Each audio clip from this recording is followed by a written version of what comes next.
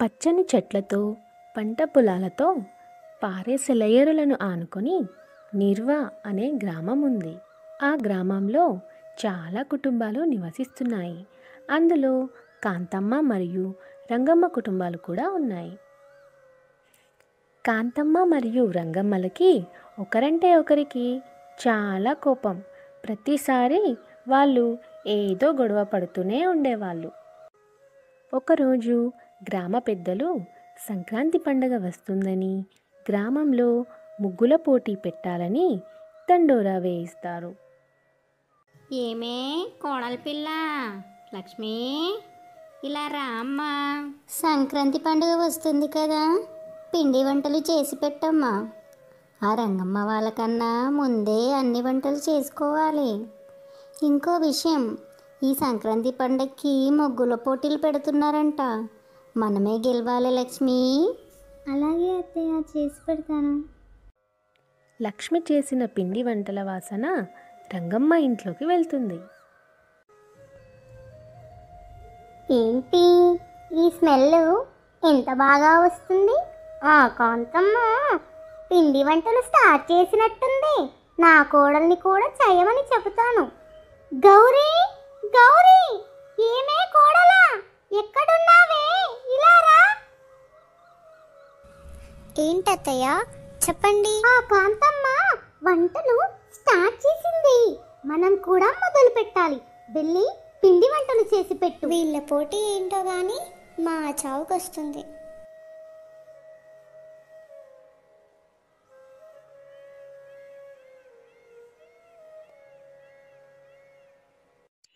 భోగి రోజున వేకువజామునే కాంతమ్మ మరియు రంగమ్మల ఇంటి ముందు భోగి మంటలు వేస్తారు.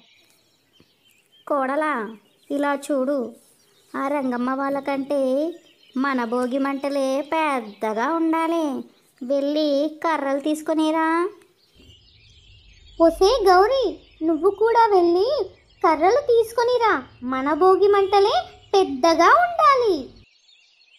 లక్ష్మి మరియు గౌరీలు ఇద్దరూ కలిసి కర్రలు తెచ్చి భోగి మంటలలో వేస్తారు. అలా ఎక్కువ కర్రలు వేయడం వల్ల ఇద్దరి అత్తల ముఖాలు పొగకు నల్లబడతాయి. చూడే గౌరీ, ఈ అత్తలు వాళ్ళ పోటీ వలన మనల్ని కష్టపెడుతున్నారు. అవునే లక్ష్మి, మా అత్తయ్య ఏంటో పట్టపగలే చుక్కలు చూపిస్తుంది. అన్నట్టు లక్ష్మి, సంక్రాంతి రోజున సూర్యుడు మకరంలోకి మారినట్టు మన అత్తలు కూడా మారిపోతే ఎంత బాగుంటుందో కదా. గొడవలు పడకుండా మంచిగా మారిపోవాలి, కలిసిమెలిసి ఉండాలి. మనం వాళ్ళకి ఏదో ఒక గుణపాఠం చెప్పి తీరాలి. అలా ఇద్దరూ కలిసి అత్తలను మార్చాలనే ఉపాయాన్ని ఆలోచిస్తారు. లక్ష్మి వాళ్ళ అత్త దగ్గరికి వెళ్ళి ఇలా అంటుంది. అత్తయ్య, మీకు విషయం చెప్పనా? ఈసారి ఆ రంగమ్మని వాకిలుడ్చి కల్లాపి చల్లి ముగ్గులు వేస్తుందట. వాళ్ళ కోడలు చెప్తే విన్నాను. అవునా కోడల పిల్ల?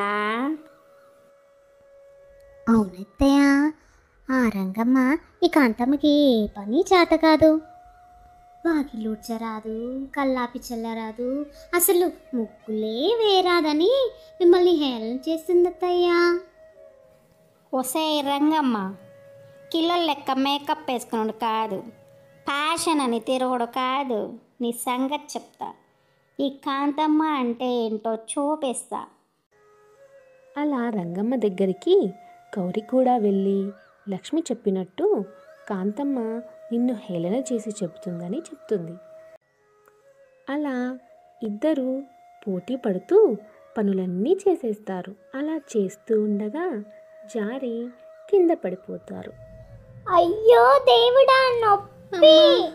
దేవుడా నొప్పి! రంగు, ఒసే రంగు, చెప్పవే కాంతం. ఈ పోటీలు నా వల్ల కాదే. ఈ పోటీల వల్ల మన ప్రాణాల మీదకి తెచ్చుకునేలా ఉన్నాం. వద్దే ఇక మన మధ్య గొడవలు. ఇద్దరం కలిసిమెలిసి ఉందాం. అలాగే, కలిసిమెలిసి ఉందాం.